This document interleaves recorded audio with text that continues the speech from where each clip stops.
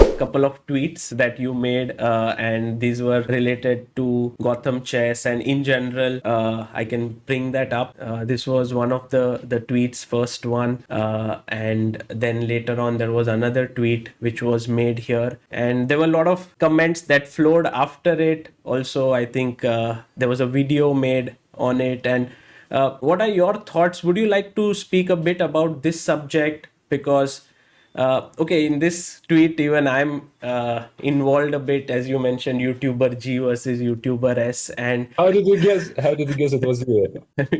also with the subscriber count saying 3 times. So it does mention these facts, but the main thing is, of course, my personal take, which is that Levy contributes in terms of a lot of people getting into chess, which I did mention in tweet and also on his video. I don't know if you had the time to check his video, or if you could talk on this. I even didn't know that he released a video to that effect, so I certainly didn't check it, and I even didn't know that it was. My position is simple about that. I always said, and it is in public domain. It's not something in private conversations, and in interviews, and also including yourself, but also in the studios of FIDE, that bloggers, video bloggers, streamers, Twitchers, they all contribute to rising interest for chess. That's no doubt about that. That it just shouldn't be taken out of proportion. I mean, I'm not a politician. I don't have to be a nice guy. I mean, your tweet was very classy. It's easy to be classy, but it's more difficult to speak your mind, even if somebody would not like it. So I'm not aiming at being here like trying to please everyone.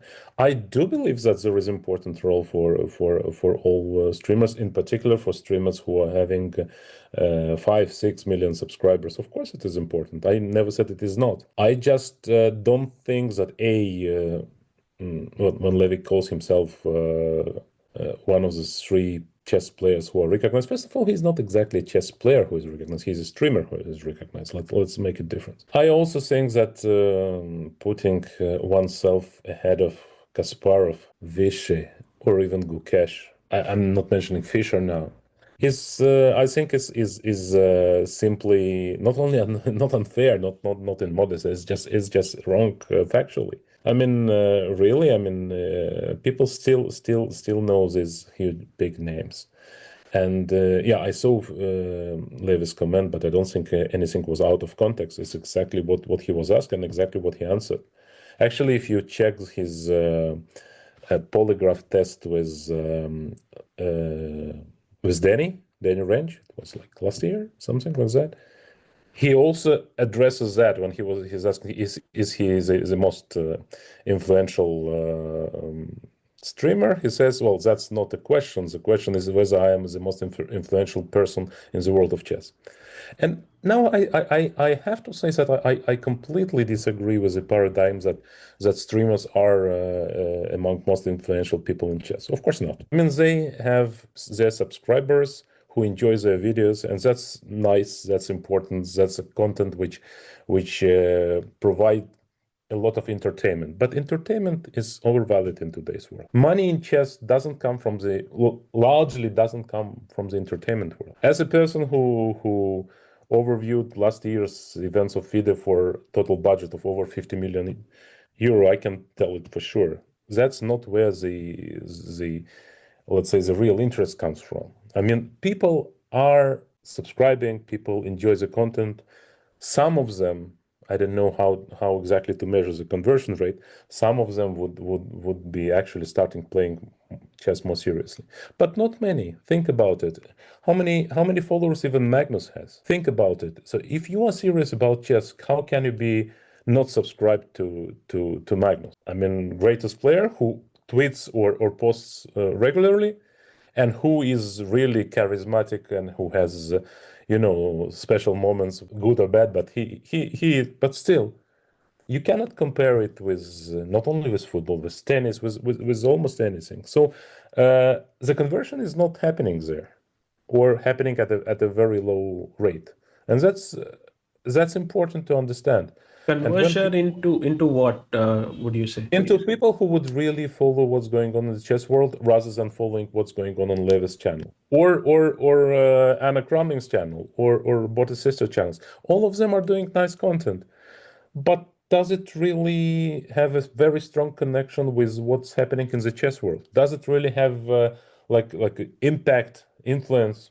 Not much, I would say. That is something that we let's say we're being fed with, that okay, this is very important, that is but it's not exactly where it's come. Of course there will be redditors who would come and comment and put negative comments, and I don't know how it works exactly with the connection with other entities, but it is very clear that people who come for content and people who are here in the chess world, who are following chess events, who are playing even, they are not exactly connected. It's not the conversion rate here is very low, and that's why I do not believe that we can talk about the let's say really massive impact of streamers, or even let's say when we talk about chess.com, who allegedly has 200 something million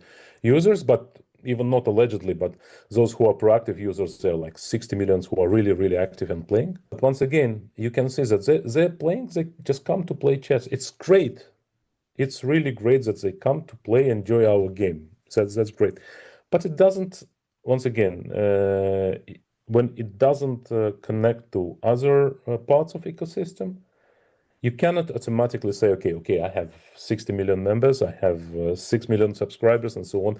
I'm most impacting person. Because after all, when you see the real life tournaments, when you see real life grassroots programs, when you see real life educational programs, when you see social events, these are things which are maybe not seen, maybe not promoted enough, because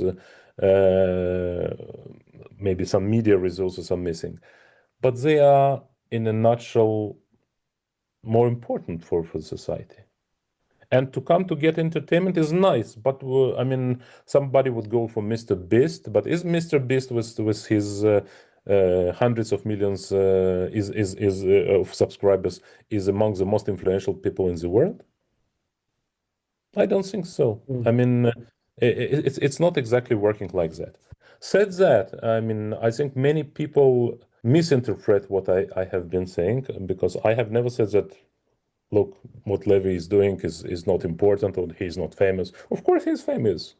And of course it's important what he's doing, because simply because even the sheer numbers is so big that inevitably there would be some people who would be attached to the game as a result, and the kids maybe, or the kids already, they will pick up the game. That's good. I just say that if I choose between two approaches, one of which happened to be yours, my choice goes to the person who is let's say whose approach is more dedicated and more aimed at the, let's say, chess angle of it rather than the content angle of it. And in general, it's not obviously not aimed against Gothamchess, against Levy, or against any other person who is doing that. I think that in a nutshell, the entertainment part is nice, but its impact is overvalued. Or it's not. I mean, people think that somebody who has more subscribers is the one who has most influence or impact, but that's not the case. These are very interesting points you mentioned. I just want to talk about one point out of this on this subject.